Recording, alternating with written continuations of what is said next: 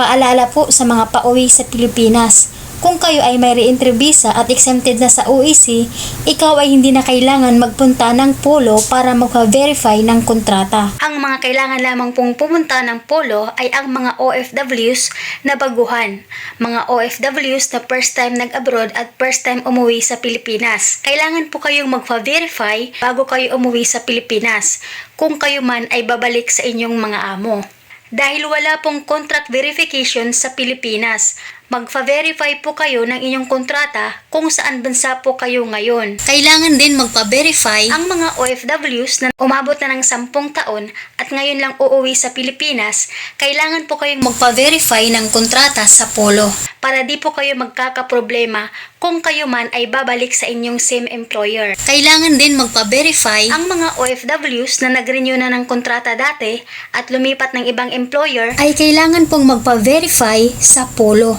Ang mga OFWs naman exempted pero nasa watchlist, ang company, ang gagawin nyo lamang po ay magtungo sa Philippine Overseas Employment Administration at dalhin ang mga importanteng dokumento tulad ng verified contract, passport, at ang printed appointment. Sa loob ng 5 araw, makukuha mo na ang inyong OEC sa Philippine Overseas Employment Administration. Sa mga OFWs naman na magbabakasyon na may same employer at same job site at gusto nang magpalit ng company o di kaya ay lilipat sa ibang trabaho, ikaw ay obligadong magtungo sa Philippine Overseas Employment at dalhin lamang ang verified contract at appointment. At huwag po kayong mag-a-acquire ng OEC exemption kasi di po magmamatch sa dati at sa bago mong dokumento para di po kayo magkakaproblema sa immigration. Sa mga OFWs naman na mag-exit na, yung hindi na babalik sa amo dahil pangit ang ugali at maliit ang pasahod at gusto na lamang manatili sa Pilipinas, wag na po kayong pumunta sa polo. Ticket lang ang kailangan ninyo. Paalala po mga kababayan,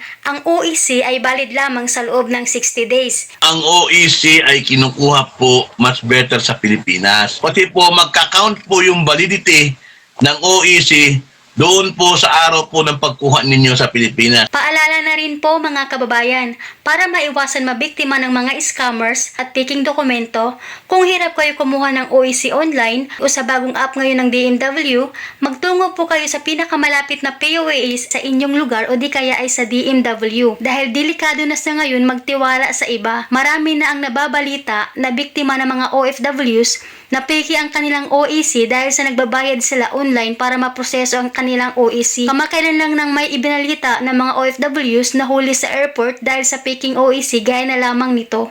Doon po sa mga ating mga worker na napapatunayang nameke ng kanilang mga dokumento. Kapag first time po na napatunayang ikaw ay nameke ng iyong dokumento, meron pong maaaring 6 na buwan hanggang 1 taon na suspension. Kung pangalawang beses po na ikaw ay lumabag at ikaw ay mapigyan ng 1 taon hanggang 2 taon na suspension.